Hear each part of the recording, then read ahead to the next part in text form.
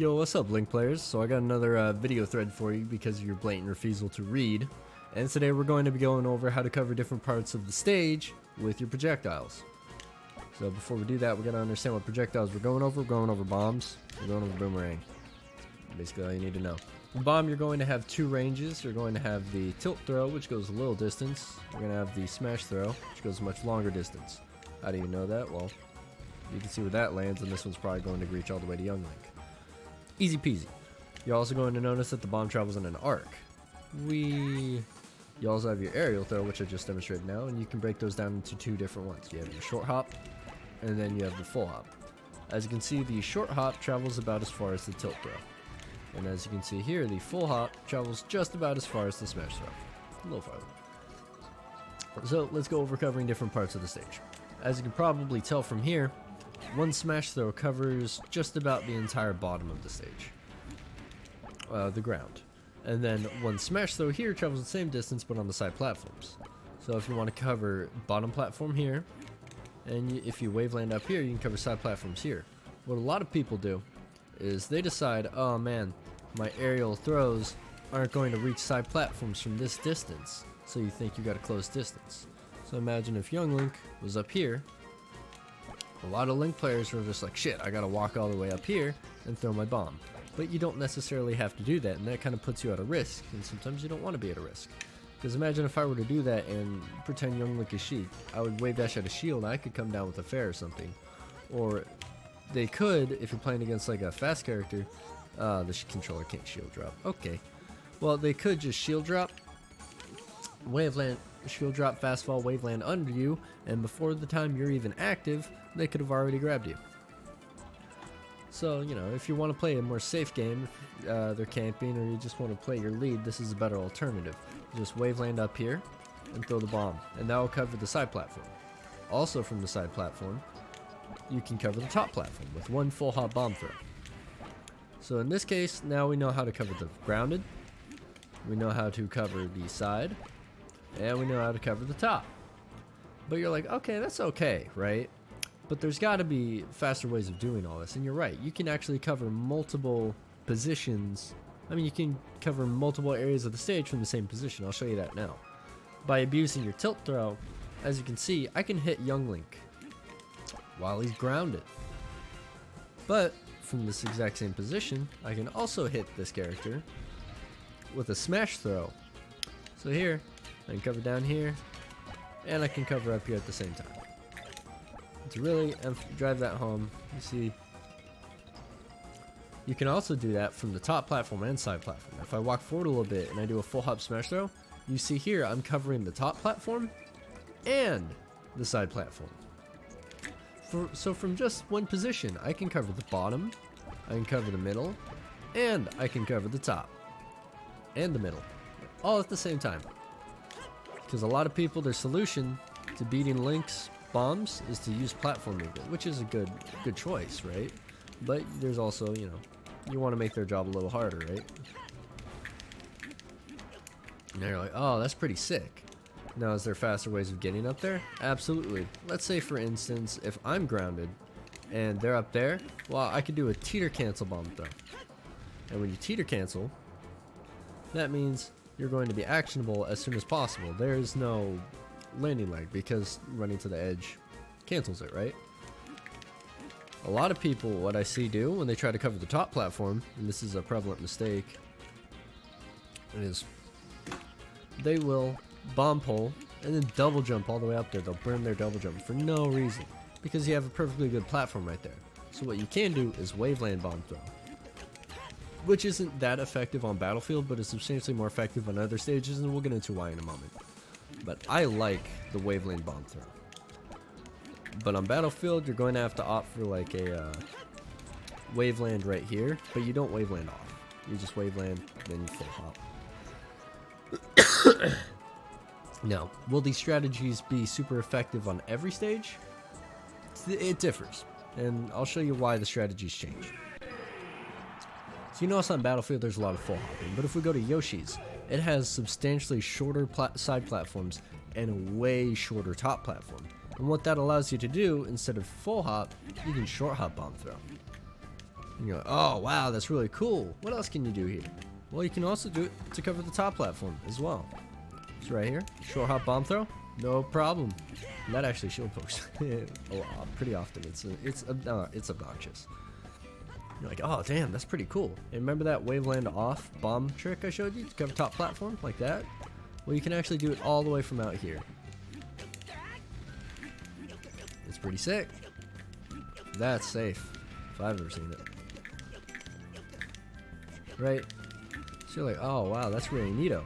Another distinction you can make from Battlefield is that Battlefield, the side platforms are the closest of any stage. The two side platforms are closer. There's the smallest amount of distance between this platform and this platform. But on Yoshi's, it actually has the second largest gap. So what does that mean? Well, remember from center stage, remember from the center of the platform on Battlefield, my smash throw would be able to reach the side platform. But here, it barely doesn't. Right? And I'm right in the middle. But you see, it does go all the way to the ledge, which is kind of fun. See that? So you actually have to scoot all the way up. And even then, it still won't reach all the way to the very edge. But a full hop will. So, you know, be mindful of these different, these distinctions between stages.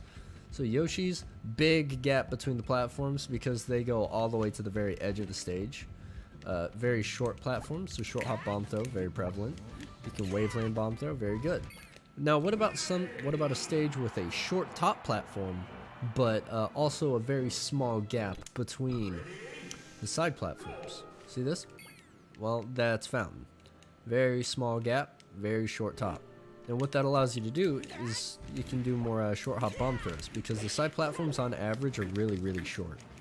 Because they go about as short as inside of the stage and only about as high as Battlefield's platforms are on average. And short hop bomb throw really comes into its own in this stage.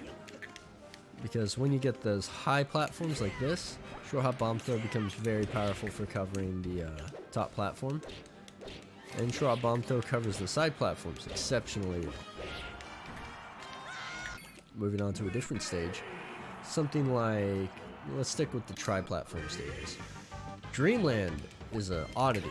So a lot of people seem to think that the top platform on Dreamland is the tallest, but it's not. It's actually the second. Battlefield has the highest top platform, Dreamland a little lower. But it has the highest side platforms and the biggest gap between them too. Look at this. This is a 10,000 yard jump. So what that means is short hop bomb throw is not going to happen here. You're going to have to revert back to the full hops options. And here again, you can see because of the giant gap between platforms, your bomb pressure, your standing bomb pressure isn't as effective on this stage. But short hop bomb throw actually does cover this top platform because of the high side platforms and low top platform. So what you can do on this stage is actually tilt throw off this top platform and it will cover the side platforms. So if they're over here, you can do this, and if they're over here, you can do this. So you have a lot of options here. You know, not as many options to cover everything on the other stage, but this stage is particularly large. Also, something of interest to note is that this platform is like 2 melee meters larger than this one. So they have, what is it called? Asymmetric side platforms. It's weird. Moving on to Pokemon Stadium.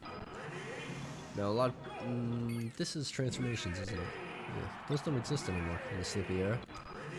Alright, so check this out. A lot of people seem to think that because the stage is so freaking long that these platforms are obviously super far apart, but in actuality, they're not. These platforms are actually closer together than the ones on Yoshi's Story, the smallest stage in the game. And what that allows you to do with these short side platforms is short hop bomb throw actually does work on the stage, but they're just tall enough for it not to be that effective. Like, you gotta like hit it at the apex of your short hop. See right there, and it has to be on like the perfect like timing. It's weird. So I wouldn't recommend opting for the short hop bomb throw strategies on here. But what you can do is you can actually aerial glide toss and do it and hit it consistently. Yeah, like that. That was an aerial glide toss with the last one. That's pretty interesting. That's actually a practical application for aerial glide toss though. One of the few I found. But from here, because these platforms are so close together, your bomb throws actually become super powerful on the stage. And with no top platform, no top plane to contest with, your bomb pressure becomes super powerful. Because remember, there's only 2 horizontal approach paths. They can come from up here, and they can come from down here. Both of which get covered by a bomb here, or you could drop through fast fall bomb throw here. And to do that, you just double tap down. And the reason you want to fast fall and throw it while grounded is because if I were to drop through and throw it in the air, see how high it comes out? It actually isn't covering this whole area of space down here until like, yeah, here it finally contests with like a grounded opponent. But this whole area of space, if someone's already approached you, then your drop through bomb throw doesn't mean anything, because remember, your bomb came out well above platform height. But Link's fast fall is so good. It's the 4th best fast fall in the game. Well, I wouldn't say good, but fast. It's the 4th fastest. Yeah, it's good. Having a fast fall is always good. So you double tap, and then you throw the bomb while grounded. Like that. That will actually cover the ground a lot faster. In Battlefield, you don't have to worry about any of this. Battlefield, on a Final Destination, you don't have to worry about any of this. This is all just no platforms, no worries. So going over everything. Now let's talk about the boomerang, for instance. So the boomerang isn't really meant to hit the opponent. It's just to control an area of space to disincentivize them from doing certain actions, right? So obviously you can do a smash throw, you can do a tilt throw, and you can angle it up and down. So that was a down and it'll skip, and then you can throw it up. And what you're going to notice is that when you skip the boomerang, it actually goes at a lower angle when it comes up, and it covers the side platforms exceptionally well when you smash throw it like that. But you have to stand back pretty far to do it. Now when you're closer, I actually prefer to do the tilt throw upwards like that, because that hovers at platform height for a long time. So imagine if I have a bomb, and you can use all of your specials while holding a bomb. See? So if I have a bomb and I'm approaching somebody and they go, I know they like to jump, or I just want to disincentivize them from jumping, I will come up here, I will dash, I will throw the boomerang up here, and they're like, shit, I cannot jump. There's a boomerang in my way, and if I were to try to go up there, I would have to commit to an aerial.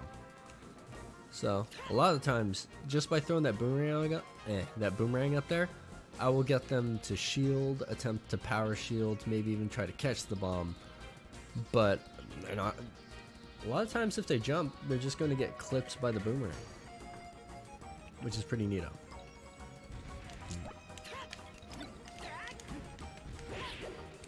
Anyway, so that's basically how you use the boomerang, and that changes per stage. So you saw here, like, the strong boomerang throw. We'll see why we don't want to use that. Well, why it's just not preferable. Sorry, I have a cold. So as you can notice with the tilt throw, it hovered at platform height at the apex of there, and that's when it turned around. So it spent most of its duration on the platform. Well, here you see it goes well past it, and by the time it turns around, it's all the way off in the middle of fucking nowhere. And then it comes back eventually, right? So this I like better. I like to use the tilt throw. And to use the tilt throw, you just dash forward for a few frames, and then you can get it consistently. You can even dash dance into it. Yeah. So it's not a hard setup to do. Just like, boop, dash forward a little bit, tilt throw. And then for the skip, though, you kind of always want to smash throw. Because if you were to skip it with a tilt throw, you see it doesn't even go up there. Anyway. Another thing you can do is you can cover below with a boomerang, and then you can throw the bomb to platform height. So if you notice somebody likes to go in between the platforms often, you can cover both at once. Or you can throw this one down here and tilt throw this one over here. See, we can cover both at once. And if you want to get really fancy, you can throw this down here, throw this over here, throw this one up here.